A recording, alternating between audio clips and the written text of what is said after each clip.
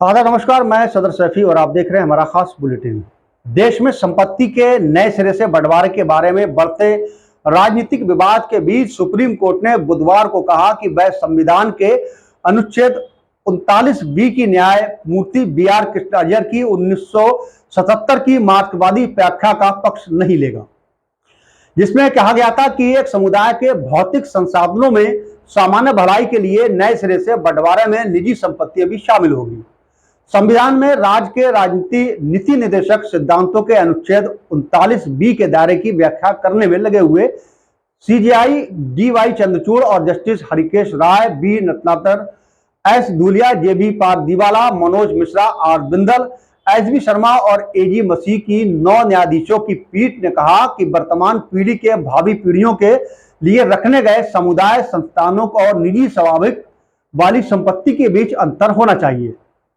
वहीं एक रिपोर्ट के मुताबिक इस मामले में सीजेआई चंद्रचूड़ ने कहा कि हमें 1977 के रंगनाथ रेड्डी मामले में अनुच्छेद 39 बी की न्यायमूर्ति कृष्ण अय्यर की मार्क्सवादी समाजवादी व्याख्या तक जाने की जरूरत नहीं है, लेकिन सामुदायिक संसाधनों में निश्चित रूप से वे संसाधन शामिल होंगे जिन पर वर्तमान पीढ़ी अंतर पीढ़ीगत समानता के लिए भरोसा करती है।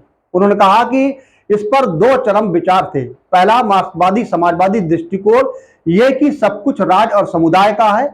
पूंजीवादी दृष्टिकोण निजी अधिकारों को महत्व देता है, जबकि पीढ़ियों की समानता की रक्षा के लिए संसाधनों को ट्रस्ट में रखने का गांधीवादी दृष्टिकोण है।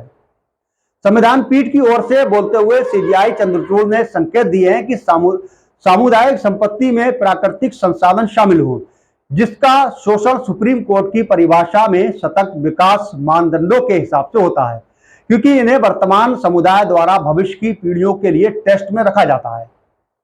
हालांकि उन्होंने ये भी कहते हुए चेतावनी दी कि जंगल, झीलें और खदानें भले ही निजी संपत्ति के तौर पर रखी गई हों, मगर वे सामुदायिक संस्थानों में शामिल होंगी, जिसमें व्यापक सामान्य भलाई के लिए होने वाले लाभों को निजी अधिकारों की अपील करके रोका नहीं जा सकता है। मुख्य न्यायाधीश डी.वाई. चंद्रचूड़ की अध्यक्षता वाली 9 सदस्यीय पीठ 25 साल पुराने मामले की सुनवाई कर रही है। इस बात पर गौर कर रही है कि निजी स्वाभाविक वाले संस्थानों को सामुदायिक या भौतिक संसाधन माना जा सकता है।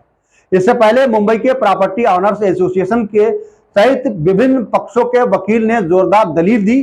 संविधान के अनुच्छेद 29 बी और 31C के संवैधानिक योजनाओं की आड़ में राज्य अधिकारियों द्वारा निजी संपत्ति पर कब्जा नहीं दिया जा सकता है।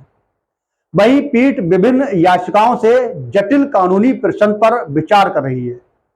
क्या निजी संपत्ति को संविधान की अनुच्छेद 29 बी के तहत समुदाय या भौतिक संसाधन माना जा सकता है, जिसमें संविधान का अनुच्छेद 39 बी राजनीति निर्देशक तत्वों यानी डीपीएसपी का हिस्सा है। सीजेआई की अध्यक्षता वाली पीठ ने कहा कि यह कहना थोड़ा अधिवादी होगा कि समुदाय के भौतिक संसाधनों का अर्थ सिर्फ सार्वजनिक संस्थान है और उनकी उपस्थिति किसी व्यक्ति की निजी संपत्ति नहीं है। मैं आपको बताऊंगा कि ऐसा दृष्टिकोण रखना क्यों खतरनाक हो सकता है।